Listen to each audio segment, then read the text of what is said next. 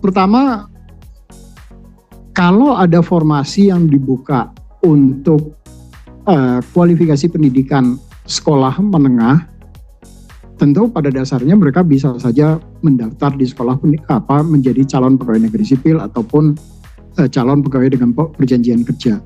Namun yang pasti tentu pada saat yang bersamaan yang bersangkutan tidak bisa mendaftar di dua tempat. Jadi yang bersangkutan sudah harus memilih dari awal apakah yang bersangkutan akan melanjutkan pendidikannya melalui sekolah pendidikan kedinasan, atau yang bersangkutan kemudian akan langsung masuk menjadi pegawai negeri sipil ataupun pegawai pemerintah dengan perjanjian kerja. Nah, kita belum mengeluarkan karena sekarang masih berlangsung pendetilan formasi oleh masing-masing instansi. Jadi apakah ada formasi yang untuk kualifikasi pendidikan sekolah menengah atas atau tidak, belum bisa dipastikan karena prosesnya masih berlangsung. Nanti setelah proses ini selesai baru kita bisa melihat. Tetapi yang pasti adalah di dalam tahun anggaran yang sama yang bersangkutan tidak bisa mengikuti seleksi lebih dari satu kali karena ada datanya masih terlanjur masuk dulu di dalam database BKN. Itu kira-kira Pak Karo. Baik, terima kasih Pak Deputi. Ini juga banyak ditanyakan nih terkait dengan apakah akun Sekdin tahun lalu bisa digunakan di tahun ini Pak? Atau kita pelamar harus membuat akun yang baru? Ya, karena database-nya kita akan masuk dengan database yang baru walaupun sistemnya adalah sistem yang lama yang kemudian ada beberapa modifikasi seperti tadi ya Pak Karo SDM Kemendagri misalnya mengatakan ada kekhususan di Papua khusus untuk OAP misal dalam hal ini misalnya, maka sistemnya kemudian dimodifikasi kembali sesuai dengan afirmasi-afirmasi yang disampaikan oleh instansi. Nah, sesuai dengan standar atau ketentuan peraturan perundang-undangan di dalam pelaksanaan seleksi yang diatur di dalam Permenpan, setiap perubahan sistem itu harus kembali dilakukan IT Security Assessment oleh teman-teman di Badan Cyber dan Sandi Negara. Jadi sekecil apapun perubahan yang dilakukan di dalam sistem itu harus dilakukan ITSA kembali oleh teman-teman di Badan Cyber dan Sandi Negara.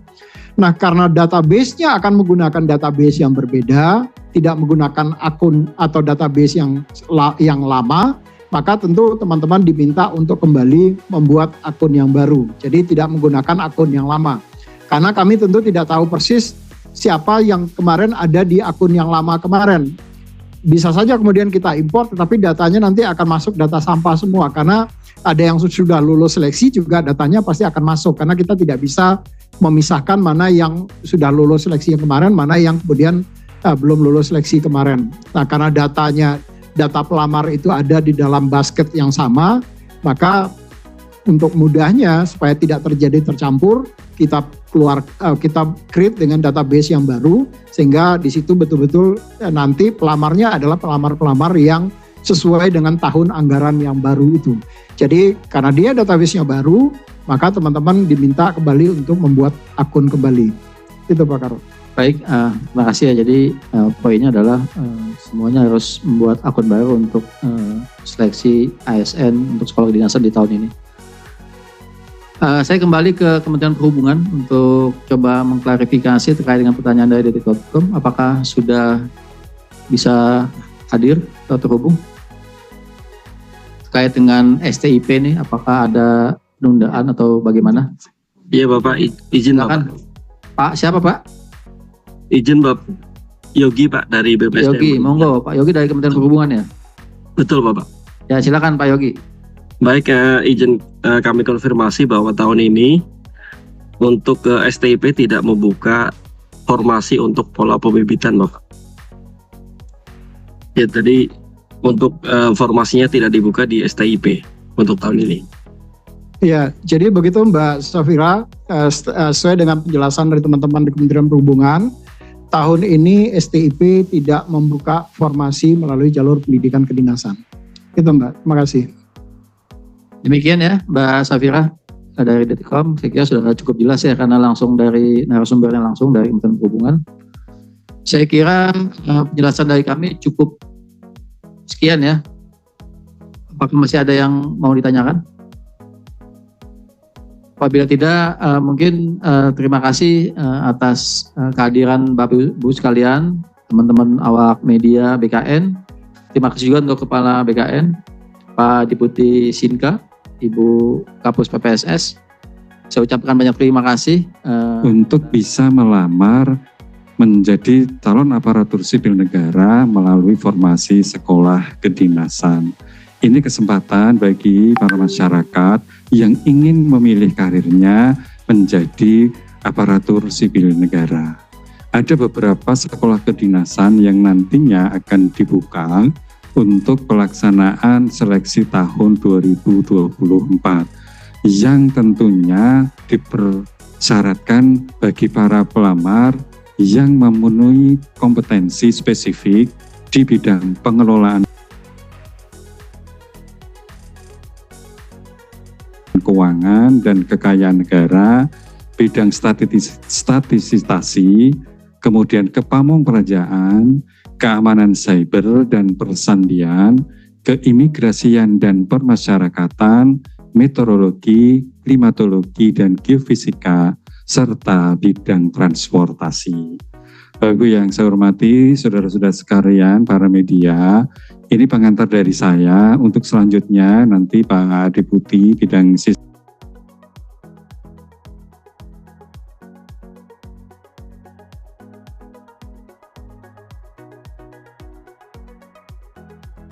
informasi kepegawaian akan menyampaikan secara teknis terkait pelaksanaan seleksi aparatur sipil negara untuk sekolah kedinasan tahun anggaran 2024.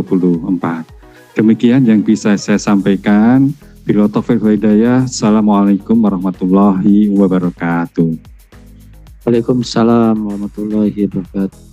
Berikutnya saya persilakan kepada yang terhormat Deputi Bidang Sistem Informasi Kepegawaian BKN, Bapak Suharmen, untuk memaparkan gambaran singkat persiapan pelaksanaan sekolah kedinasan tahun 2024. Waktu paparan kami silakan selama 15 menit, Bapak. Silakan Pak Deputi. Baik, terima kasih Pak Karo. Assalamualaikum warahmatullahi wabarakatuh. Yang kami hormati Pak Kepala BKN, Pak Aryomo, Pak Karo Humas dan Peraturan Perundang-undangan, serta Kepala Pusat Pengembangan Sistem Seleksi. Serta tentu yang kami hormati dan kami banggakan seluruh rekan-rekan wartawan dan rekan-rekan penyelenggara sekolah pendidikan kedinasan yang 8 instansi yang juga hadir melalui Zoom pada sore hari ini. Bapak Ibu yang kami hormati, kalau kita berbicara sekolah pendidikan kedinasan atau di dalam penerimaan calon aparatur sipil negara yang salah satunya melalui jalur sekolah pendidikan kedinasan, maka di dalam prosesnya tentu akan ada regulasi yang mendasarinya. Beberapa peraturan perundang-undangan yang mendasari adalah, kalau kita runut dari atas, tentu adalah Undang-Undang 20/2023 sebagai mana revisi dari Undang-Undang 5/2014. Kemudian di teknis pelaksanaannya ada Peraturan Menteri PAN-RB nomor 20/2021, kemudian ada Peraturan BKN nomor 2 tahun 2021 tentang penyelenggaraan seleksi dengan menggunakan komputer assisted test. Kemudian ada keputusan Menteri PAN-RB dan tentu SE Kepala BKN tentang bagaimana terkait dengan prosedur tambahan pada penyelenggaraan seleksi dengan menggunakan computer assisted test tersebut. Next. Nah, sebelum masuk ke situ, saya ingin menggambarkan sedikit terlebih dahulu jumlah ASN kita saat ini. Sampai dengan posisi per 1 Mei 2024, ASN kita berjumlah 4.530.967 orang, yang terdiri dari 81% itu adalah pegawai negeri sipil atau 3.677.315 orang, itu adalah pegawai negeri sipil. Dan pegawai pemerintah dengan perjanjian kerja itu sebanyak 853.652 orang. Nah, kalau kita lihat dari sisi pusat dan daerah, sebagian besar atau 78% dari pegawai kita itu adalah pegawai daerah, atau sekitar 3.521.390 orang itu adalah pegawai instansi pusat, instansi daerah. Dan dari sisi gender, sebagian besar atau didominasi oleh gender wanita, 56% adalah perempuan. Sebanyak 2.546.786 pegawai yang perempuan. Next. Nah, mungkin ini yang ditunggu-tunggu oleh teman-teman. Tadi Pak Kepala sudah menyampaikan bahwa pengumuman seleksi ini akan kita buka di tanggal 14 Mei besok. Jadi besok pengumuman seleksi penerimaan sekolah CASN melalui Sekolah Pendidikan Kedinasan tahun anggaran 2024 kita umumkan ke seluruh masyarakat. Pengumumannya akan dilaksanakan sampai dengan tanggal 28 Mei. Tetapi teman-teman baru bisa melakukan pendaftaran itu 1 hari setelah pengumuman. Jadi nanti pendaftaran akan dimulai pada tanggal 15 Mei sampai dengan tanggal 13 Juni 2024.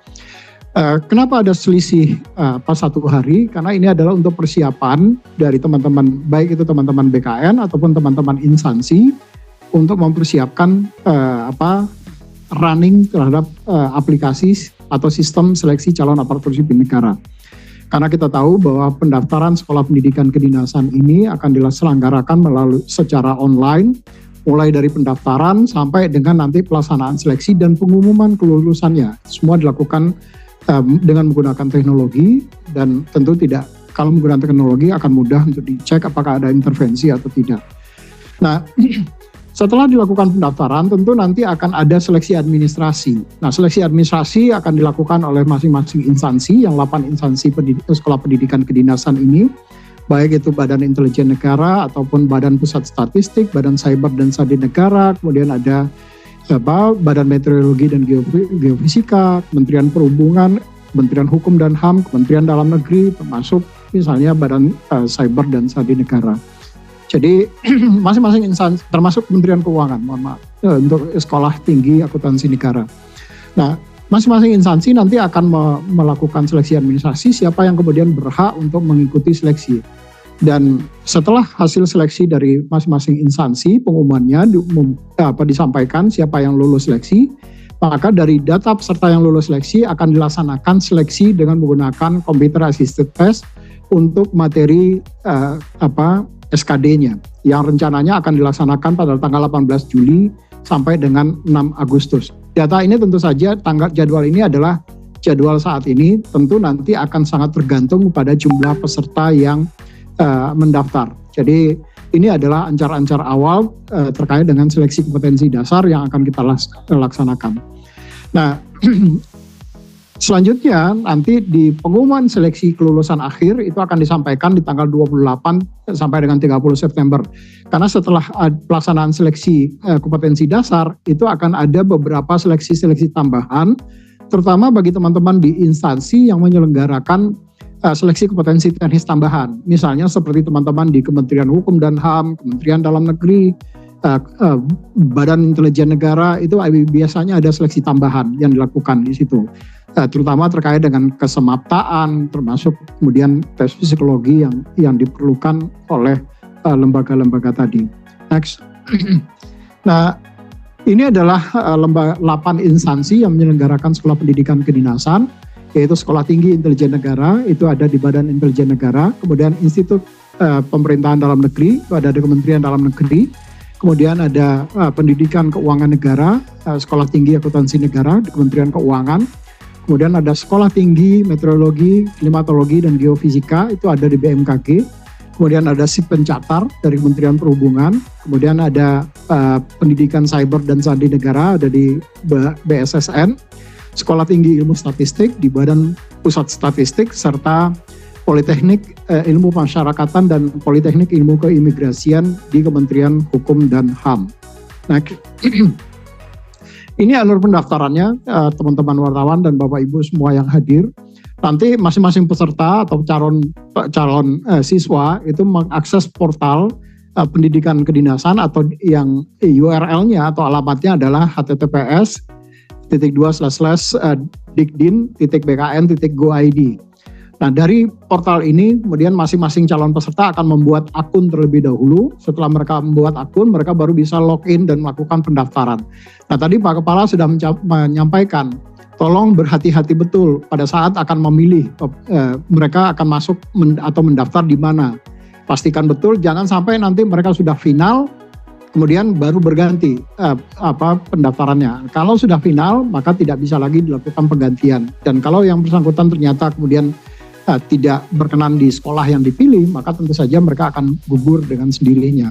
Jadi berhati-hati, karena seluruh peserta tadi sudah disampaikan Pak Kepala hanya bisa memilih satu sekolah pendidikan kedinasan.